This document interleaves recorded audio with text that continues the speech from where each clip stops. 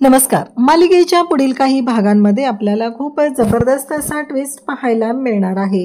कारण इकडे कमळीवरती अन्याय झालेला आहे. त्या स्पर्धेमध्ये चिटिंग झालेली आहे. कारण अनिकाने मुद्दाम कमळीच्या अपोजिट जी टीम असते त्या टीमला तिने जाणून बुजून हे सगळं करायला लावलेलं असतं. त्या टीमला जाणून बुजून तिने खेळ टाकायला लावलेले असतात आणि त्यामुळं कमळीच्या पायाला इजा झालेली असते. कमळी बिचारी शांतपणे तिची ती आपला खेळ खेळत असते. कारण एवढं नाही तर कमळीने प्रमोट केलेलं सुद्धा असतं. कारण कमळीने जराही विचार केलेला नव्हता की हे सगळं काय आहे. कारण हे आपल्या विरोधातले आहेत किंवा अनिका आपल्याशी अशा पद्धतीने वागत असते. आणि त्याचबरोबर हे सगळं जेव्हा घडत असतं तेव्हा मात्र कमळी त्यांना सपोर्ट करत असते. पण याच अनिकाने खूप मोठा राडा केलेला असतो आणि प्रत्येक वेळेस कमळीला त्रास द्यायचा प्रयत्न केलेला असतो. ही गोष्ट अन्नपूर्णाला समजते. कारण ही स्पर्धा हरण्यासाठी सेमीफायनलमधून कमळीला बाहेर काढण्यासाठी हे सगळं केलेलं असतं. आणि तेव्हा मात्र इकडे कमळीला अन्नपूर्णा कशा पद्धतीने न्याय मिळवून देते ते पाहायला मिळणार आहे. आणि त्याचबरोबर इकडे राजनने आणि गावकऱ्यांनी मिळून आता सरूला सुद्धा न्याय मिळवून दिलेला आहे. आणि त्याचबरोबर या कामिनीची जेलमध्ये हकालपट्टी केलेली आहे. हे सगळं कशा पद्धतीने होणार आहे ते आपण पाहणार आहोत.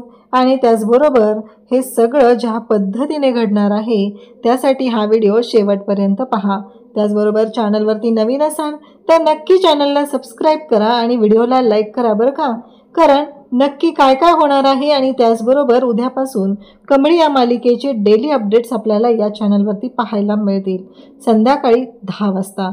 कारण हे सगळं जेव्हा घडत असतं तेव्हा मात्र इकडे आता अनिका आणि रागिनी बसलेले असतात. अनिका म्हणत असते बघितलं का काय झालं हे सगळं. कारण ती कमळी बघितलंच का जिंकत चालली आहे असं म्हणत हे बोलणं चाललेलं असतं.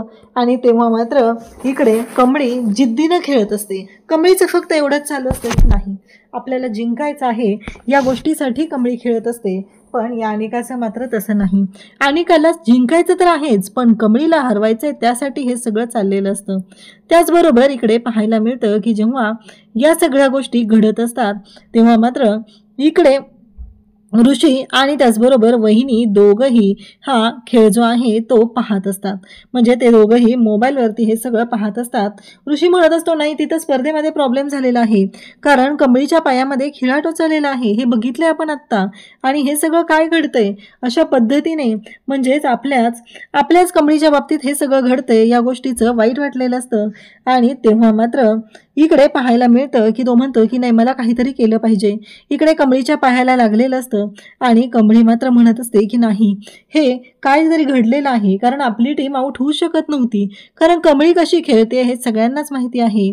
आणि जर कमळीच्या बाबतीत असं होणार असेल तर मात्र सगळ्यांनाच आता तिथे धक्का बसलेला असतो. त्याचबरोबर धक्का बसलेला असतो तो म्हणजे साहेबाला तोपर्यंत ऋषी इकडे म्हणत असतो की साहेबा एक काम कर आत्ताच्या आत्ता हे सगळं थांबव.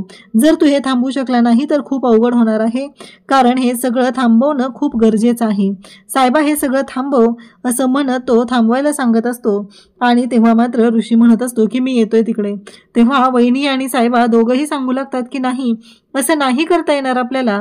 पण ऋषी मात्र ऐकायला तयार नसतो. ऋषी म्हणत असतो की नाही मला तिकडे जावंच लागणार आहे. कारण ह्या ज्या गोष्टी घडलेल्या आहेत त्या खूप भयानक पद्धतीने झालेल्या आहेत. त्यामुळं मला तिकडे जावंच लागणार आहे. जर मी तिथे गेलो नाही तर कमळीवरती अन्याय होईल आणि ही गोष्ट मला घडू द्यायची नाही असं म्हणत आता ऋषी तिकडे जायला निघालेला असतो. आणि इकडे अनिकाला कळलेलं असतं की आता हे सगळं झालेलं आहे. आणि त्याचबरोबर गोंधळ सुरू झालेला असतो. आणि ते जे रेफरी असतात ते तिथे सांगत असतात की आत्ता हा सामना थांबवण्यात येत आहे. बाकीचे खेळ उद्यापासून होतील असं सुद्धा सांगितलेलं असतं. इकडे राजन गावाकडे शोध घेत असतो. राजनला काहीही करून आता लवकरात लवकर इकडे शोध घ्यायचा असतो तो म्हणजे सरूचा. आणि तेवढ्यातच इकडे ज्या गोष्टी घडलेल्या असतात त्यावरून सरूचं घर पेटवलेलं आहे ही गोष्ट आता गावभर पसरलेली असते. सगळ्या लोकांना कळलेलं असतं की सरूच्या बाबतीत हे सगळं असं झालेलं आहे. सगळी लोक तिच्याकडे येऊ लागतात आणि सरूवरती जो अन्याय झालेला आहे त्याबद्दल सगळ्यांनाच काळजी वाटत असते.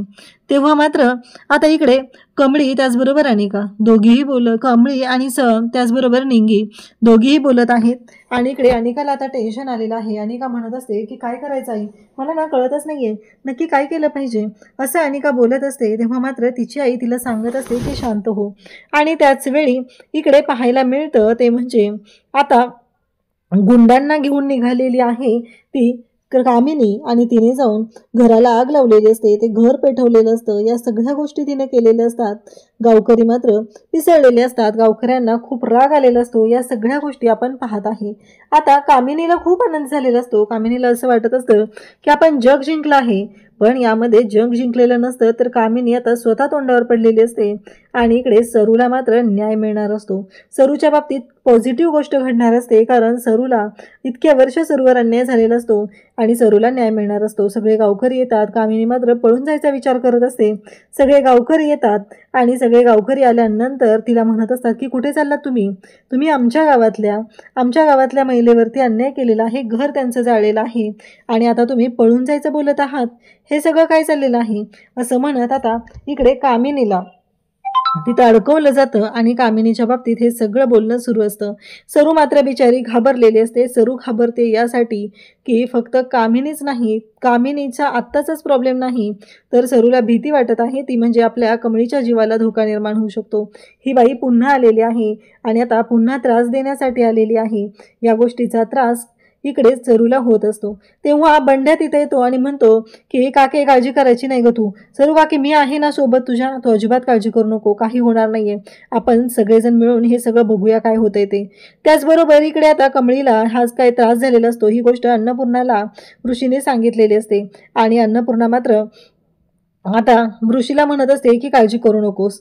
कसं आहे माहिती आहे का ऋषी, मला माहिती आहे काय होणार होतं, कसं होणार होतं, पण हे सगळं एका कॅमेरामध्ये रेकॉर्ड झालेलं आहे. ही गोष्ट खूप चांगली आहे, कारण ऋषीकडे त्या सगळ्याचं रेकॉर्डिंग असतं, पुरावे असतात आणि ऋषी म्हणत असतो की हे माझ्याकडे पुरावे आहेत. असं म्हणत ऋषीने ते पुरावे द्यायचं ठरवलेलं असतं आणि त्याचबरोबर या सगळ्या गोष्टी घडत असतात. आता मात्र रागिनी तोंडावर पडलेली असते आणि ऋषी कमळीला आणि त्याचबरोबर निंगीला भेटतो आणि म्हणतो काळजी करायची नाही, फायनलमध्ये तर तुम्ही खेळणार आहात. काहीही झालं आणि कशाही पद्धतीनं गोष्टी झाल्या तरीही फायनलमधून तुम्हाला कोणीही काढू शकत नाही. तुम्ही फायनलमध्ये असणार आहात, हे फायनल आहे. इकडे अनिका मात्र आता रडायला लागते, कारण अनिकाला भीती वाटत असते आणि त्याचबरोबर बंड्या म्हणत असतो की नाही, माझ्या जर कमळी काकीवर कोणी अन्याय करणार असेल तर मी शांत राहणार नाही, असं सगळं बंड्या बोलत असतो. बंड्याच्या डोक्यात हे सगळं सुरू असतं. बंड्याचं म्हणणं असतं की नाही, माझ्या सरू काकीवर कोणालाही मी अन्याय करू देणार नाही, मग ते कोणी का असेना, कारण त्यांना जर त्रास देणार असेल तर त्या गोष्टी मलाही विचार करावा लागणार आहे. अशा पद्धतीने बंड्याचं बोलणं चाललेलं असतं आणि त्याचबरोबर इकडे आता राजनला तो बोलवून घेतो. राजनला जेव्हा बोलवून घेतलेलं असतं तेव्हा मात्र बंड्या तिथं असतो आणि म्हणतो की हे बघा ह्यांनी काय केलेलं आहे, कारण आतापर्यंत असं वाटत होतं परंतु तुम्ही आम्हाला सांभाळून घेत नाही तर आमच्या गावातल्या लोकांवरती अन्याय केला जातोय, असं हे बंड्याचं बोलणं चाललेलं असतं.